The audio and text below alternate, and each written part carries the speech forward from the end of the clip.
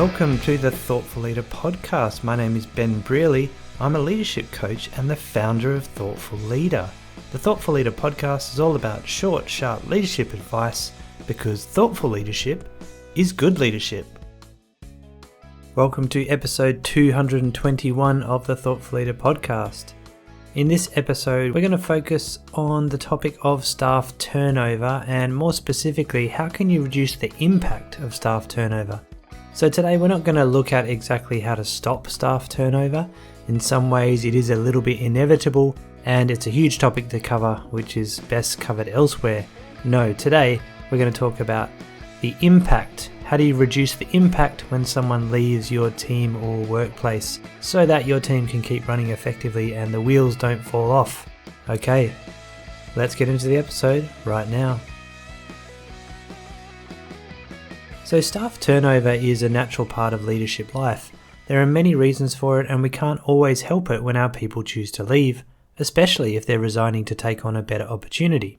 However, it's no fun when your people leave because it can create a pile of extra work which you may not have planned for.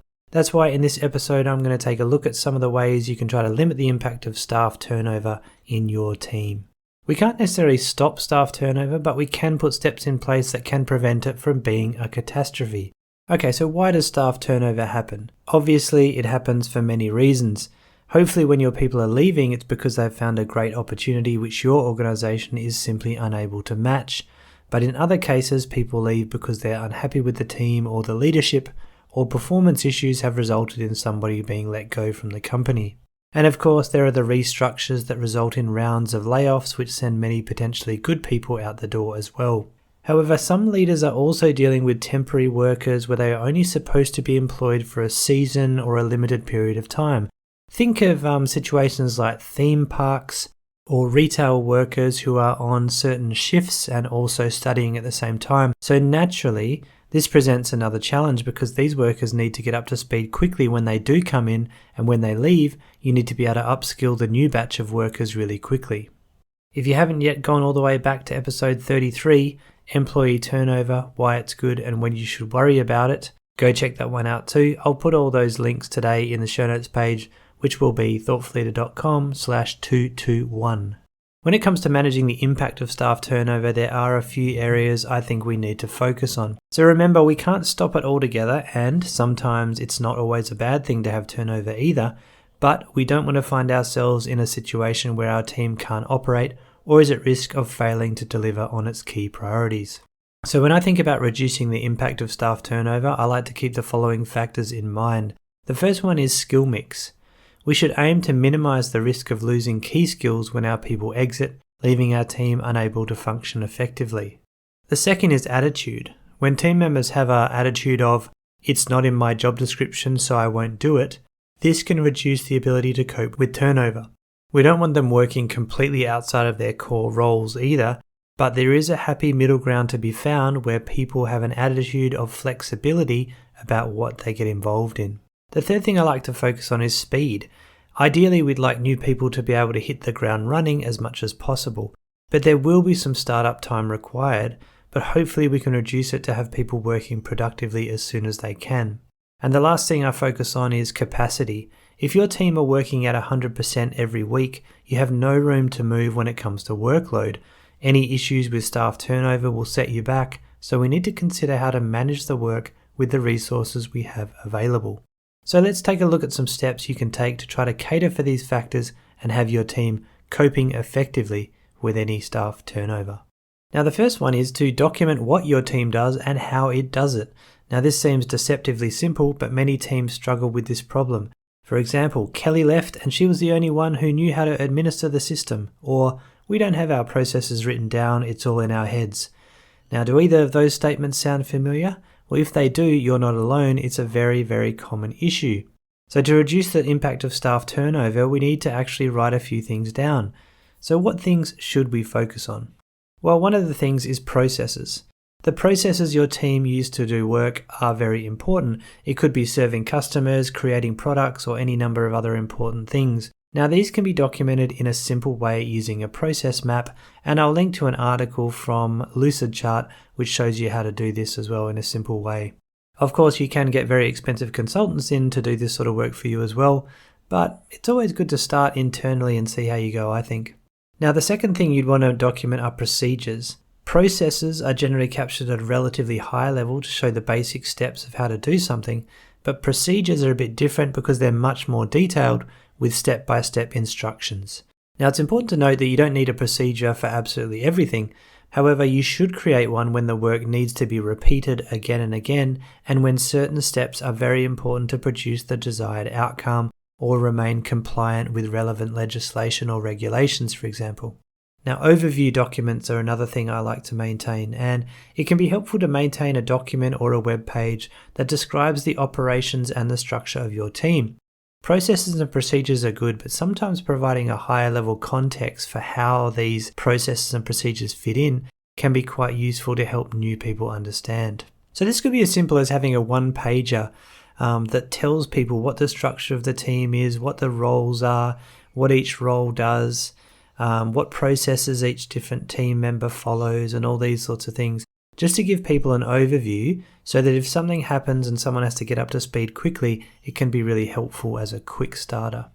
So when we have processes, procedures, and an overview of the team, we make life much simpler because everything becomes more repeatable. When someone new starts, they receive the same information as the last person. Otherwise, you'll be relying on your existing team members to pass on the information.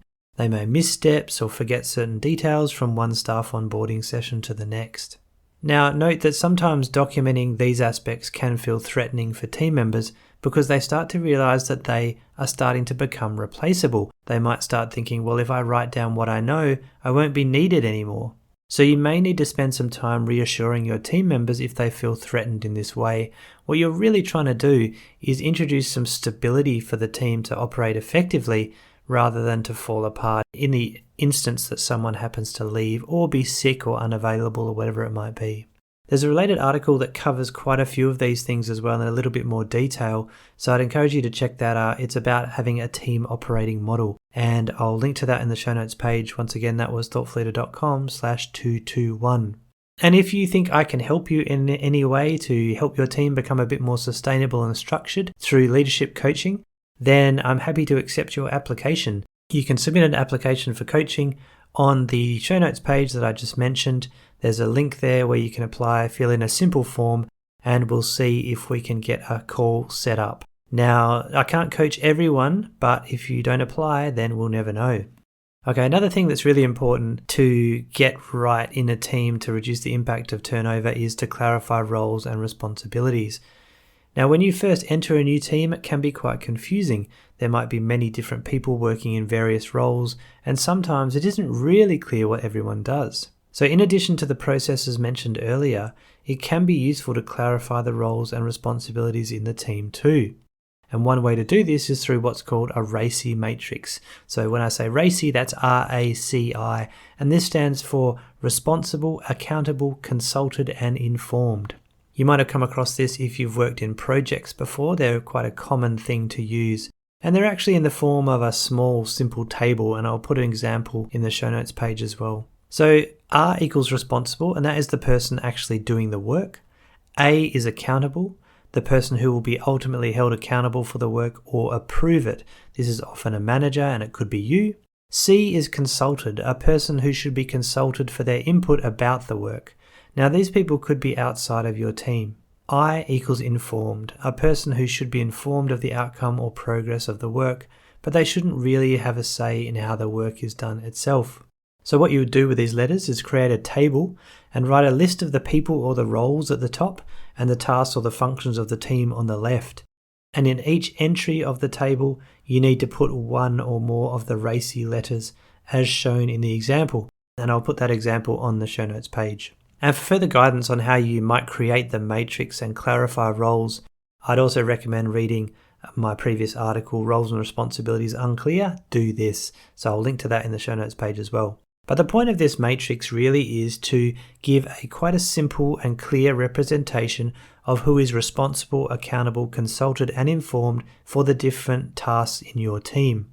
You don't necessarily have to go to super levels of detail here. Even if it's a high level of detail, that can be really useful in clarifying roles and responsibilities in your team. You might also have a session with your team to develop the RACI matrix. That can be a really good way to get people on board with the process and the idea and help them buy into the concept.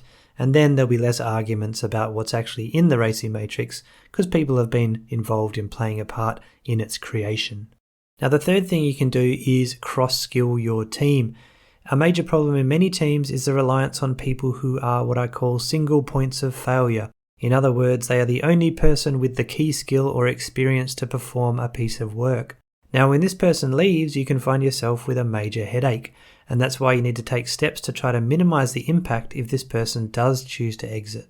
I once managed part of a large program in an organization that employed PhD level mathematicians who held key knowledge in specific areas. Now, if these people had left, we would have been in big trouble.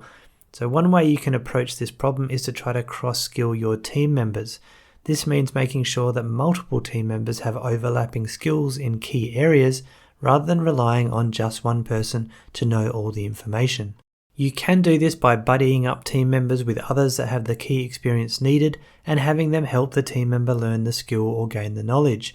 Now, if this isn't really an option, you may need to hire the skills in, or at least develop an option of some company you could talk to if you need the skills at short notice. So you could hire people in as team members or temporary consultants or contractors. However you do it, you need to build redundancy in your team to minimize the issues associated with key experience walking out the door from staff turnover.